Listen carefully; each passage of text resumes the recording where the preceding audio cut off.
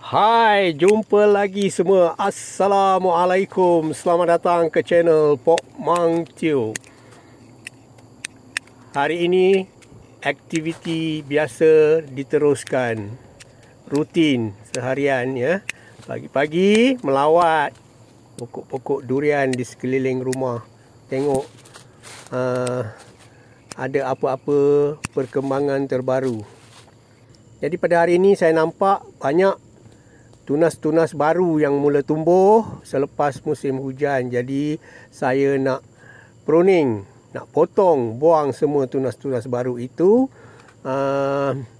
Kalau yang sampai dengan tangan saya gunting dengan tangan. Kalau tak sampai, tengok tu saya guna galah, buang semua.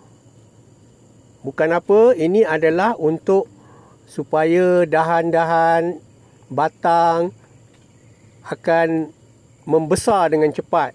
Kerana kalau ada tunas baru, pokok tu terpaksa berkongsi makanan ya, baja tu terpaksa berkongsi antara dahan dengan tunas baru, semua nak makan baja. Jadi kita buang semua tunas-tunas air tu, tunas baru. Jadi dapatlah dahan-dahan sedia ada tu lebih baja dan cepat membesar. Begitulah katanya.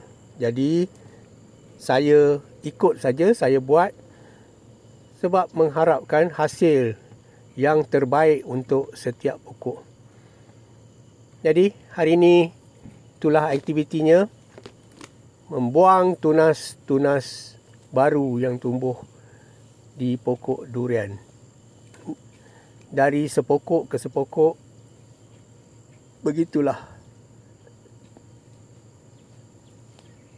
kerjanya, perlahan tapi konsisten. Sambil keluar peluh, exercise waktu pagi. Okey, teruskan menonton tuan-tuan.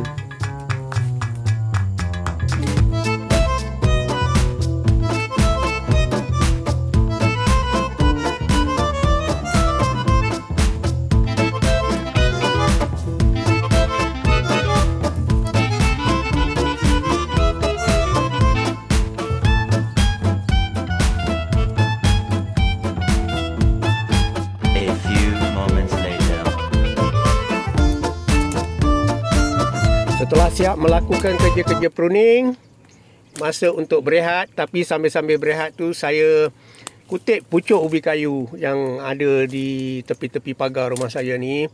Saya kutip pucuk-pucuk ubi kayu untuk hari ni rasanya nak buat untuk makan tengah hari ya, gulai lemak pucuk ubi.